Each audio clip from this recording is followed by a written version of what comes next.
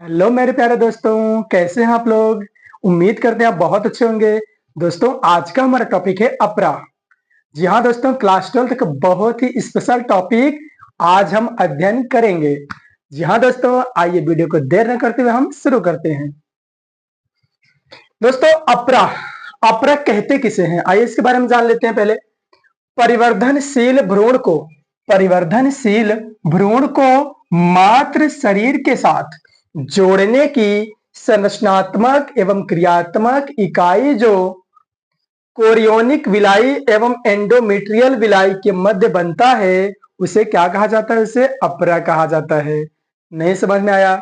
आइए हम डायग्राम के माध्यम से समझते हैं दोस्तों। ये है यूट्रस। अगर देखा जाए तो यहीं पर आपका देख सकते हैं, जो बेबी पलता है वो कहां पर पलता है? यूट्रस में पलता है, ठीक है ना। ये कुछ डायग्राम होता है, ठीक है ना। इसको हम कह सकते हैं ये फीमेल रिप्रोडक्टिव सिस्टम है पूरा एक प्रकार का, ठीक है ना। तो यहाँ पर आप देख सकते हैं ये जो पूरा स्थान होता है इसको क्या कहते हैं? हम यूट्रस कहते हैं। यानी पूरी जो जगह होती है इस कैविटी को क्या कहा जाता है? यूट्रस कहा जाता है। उसके बाद बात करते हैं दोस्तों, यूट्रस के 3 स्तर पाए जाते हैं। सबसे अंदर के स्तर को क्या कहा जाता है? दोस्तों याद रखना, एंडोमेट्रियम कहा जाता है। बीच का जो स्तर होता है उसे हम क्या बोलते हैं? मायोमेट्रियम। और सबसे बाहर के स्तर को हम क्या बोलते हैं? पेरीमेट्रियम, ठीक है ना। 3 स्तर कौन कौन से? एंडोमेट्रियम, मायोमेट्रियम और पेरीमेट्रियम। ये 3 प्रकार के क्या होते हैं? स्तर होते हैं, ठीक है। आगे बात करते हैं दोस्तों, ये आप देख सकते हैं जो गोल आकार का है ये पूरा, इसको हम क्या बोलते हैं? इसको हम बोलते हैं दोस्तों कोरियन। क्या बोलते हैं हम?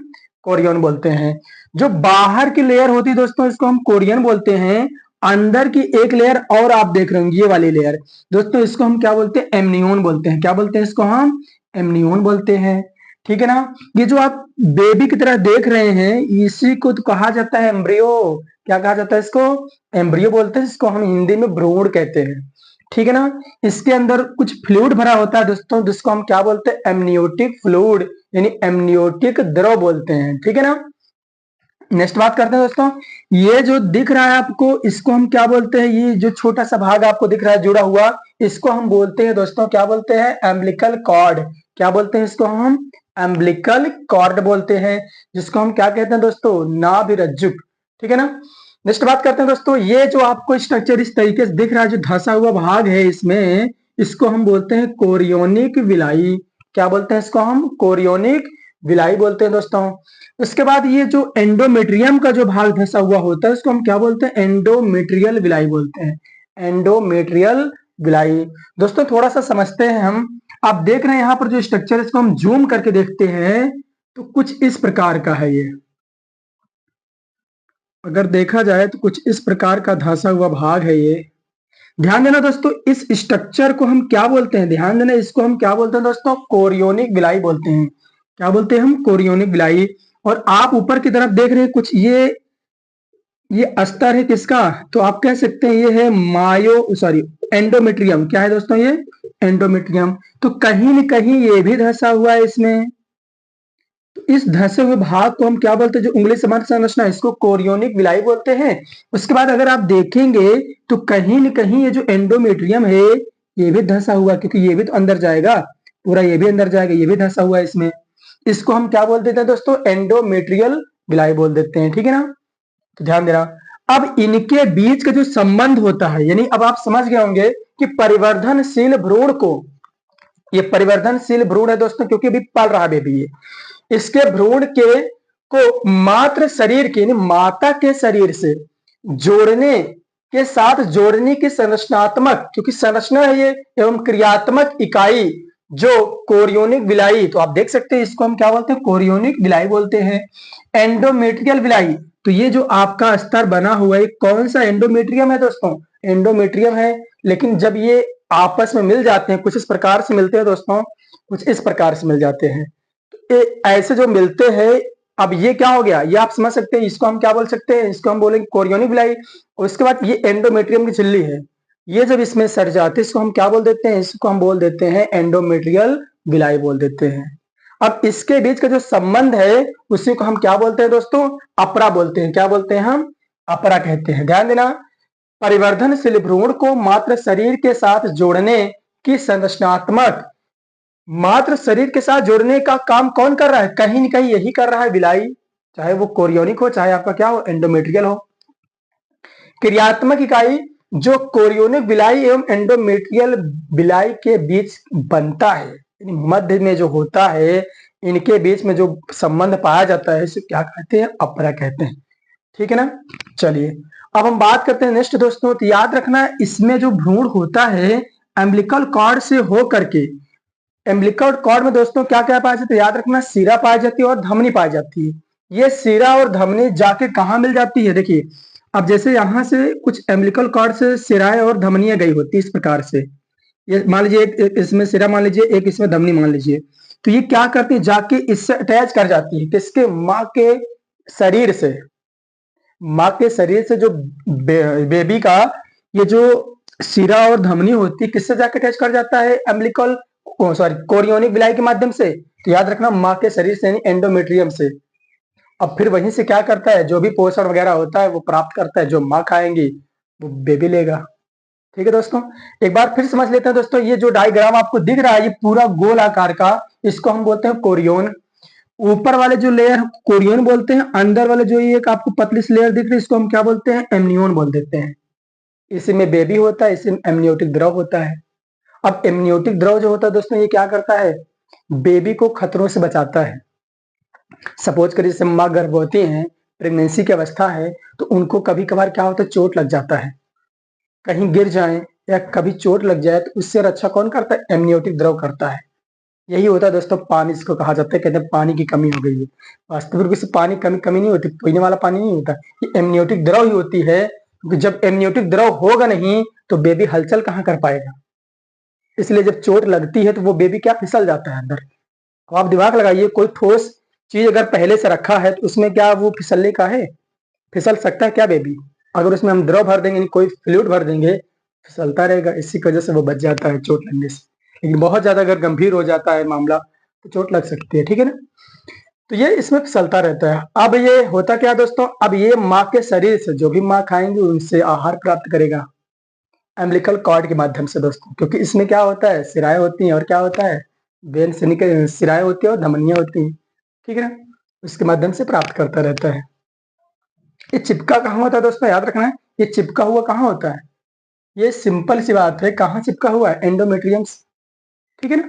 एंडोमेट्रियम चिपका हुआ है, तो इधर का कोरियोनिक हो गया, उधर का जब आएगा तो उसको आप क्या बोल देंगे? एंडोमेट्रियल बिलाई बोल देंगे। कोरियोनिक बिलाई और एंडोमेट्रियल बिलाई दोनों आपस में चिपक जाते हैं। इस संबंध को क्या कहा जाता है? प्रकाश होता है। ठीक है ना? तो आप समझ गए होंगे पूरा।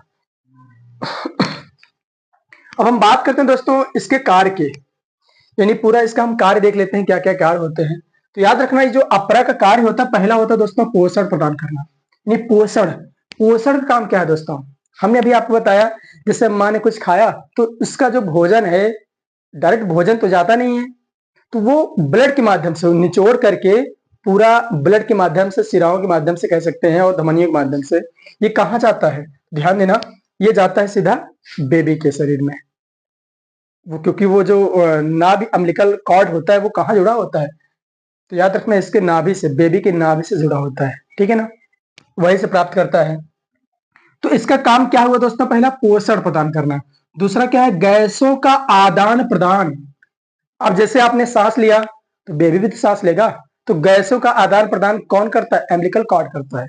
आपने सांस लिया तो बेबी भी सांस लेगा, आप जो सांस लेंगे वो बेबी लेगा, किसके माध्यम से लेगा? अपरा के माध्यम से। ठीक है ना? तो पहला आपका है पोषण, क्योंकि आप जो खाएंगे, इसीलिए कहा जाता है माँ को बहुत सारी चीजें बताई जाती हैं, प्रेगनेंसी के पहले बताई जाती है, प्रेगनेंसी के बाद बताई जाती है कि देखिए आप इन चीजों को खाइए, ये चीज आपके लिए फायदेमंद है। क्योंकि बेबी का सवाल होता है ना उसमें, क्योंकि अगर आप गलत खाएंगे तो बेबी गलत खाएगा, बेबी गलत खाएगा बीमार हो जाएगा, फिर प्रॉब्लम हो जाएगी। ठीक है ना? तो बात करते हैं आगे दोस्तों, गैसों का आदान प्रदान आप समझ गए, यानी O2 और CO2 का, O2 और CO2 का परिवहन ये कौन करता है? ध्यान देना, अपरा के माध्यम से होता है, अपरा के माध्यम से किया जाता है। नेक्स्ट बात करते हैं उत्सर्जन दोस्तों। उत्सर्जन मतलब क्या है? अब जैसे आप यही पर समझ सकते हैं कि अगर देखा जाए तो O2 हम लेते हैं, अब बेबी का उत्सर्जन क्या क्या हम देते हैं? तो CO2 क्या करते हैं दोस्तों? छोड़ते हैं, नहीं देते हैं। तो बेबी के लिए CO2 क्या है? उत्सर्जन, इन उत्सर्जित पदार्थ के रूप में, उत्सर्जित पदार्थ के रूप में है कि नहीं? तो वो जो उत्सर्जित पदार्थ होता है उसको निकालने का काम भी किसका होता है? तो याद रखना अपरा का होता है। छनन अंग बैरियर, इसका क्या मतलब है दोस्तों? इसका ये मतलब है कि जो बेबी होता है दोस्तों, क्या सब कुछ निकाल देगा अपरा के माध्यम से? नहीं, कुछ फिल्टर करने काम करता है। जो आवश्यक तत्व होते हैं उसको नहीं निकालता है, केवल वेस्टेज मटेरियल को बाहर निकालता है। अम्बिलिकल कॉर्ड के माध्यम से दोस्तों सबको नहीं निकालता है, यानी छनन अंग मतलब छान कर निकालता है। ऐसा नहीं उसका ब्लड भी चला जाएगा अपरा के माध्यम से माँ के शरीर में, ऐसा नहीं होता है, केवल वेस्टेज को ही निकालता है। ठीक है ना? तो ये निकालने का काम कौन करता है? याद रखना दोस्तों, आपका वही करता है, यानी अपरा करता है, बैरियर का काम करता है। ठीक है ना? नेक्स्ट बात करते हैं दोस्तों अंतःस्रावी कार्य। कुछ अंतःस्रावी हार्मोन का स्त्रावण भी करता है। कौन कौन सा होता है दोस्तों? पहला होता है आपके एससीजी हार्मोन। एससीजी का फुल फॉर्म क्या होता है दोस्तों? याद रखना, human chorionic gonadotropin. Human chorionic gonadotropin. ठीक है ना?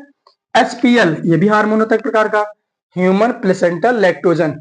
इस हार्मोन का स्त्रावण भी किसके द्वारा होता है? तो अपरा के द्वारा।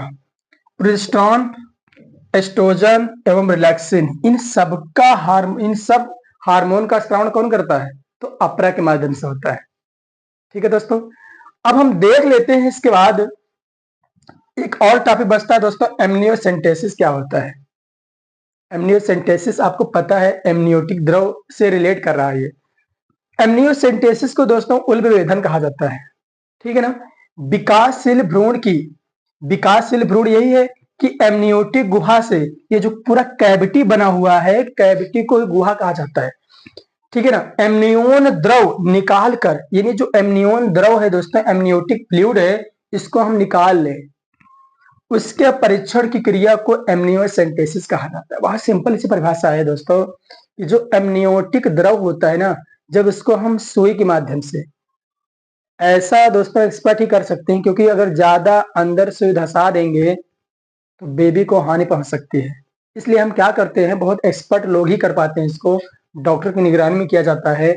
सुई के माध्यम से एमनियोटिक द्रव जो भरा होता है उसको निकालते हैं, उसका परीक्षण करते हैं।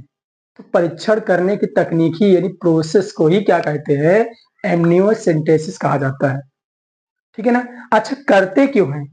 तो पहला रीजन है दोस्तों कि एक तो हम भ्रूण का पता लगाने के लिए, बेबी जो है वो लड़का है कि लड़की है।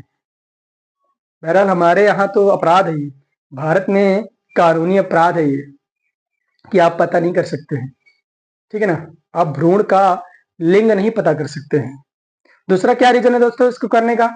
बेबी को कोई रोग तो नहीं है, जैसे Down syndrome, Turner syndrome, Klinefelter syndrome, कोई अनुवांशिक बीमारी तो नहीं है, ये पता करने के लिए।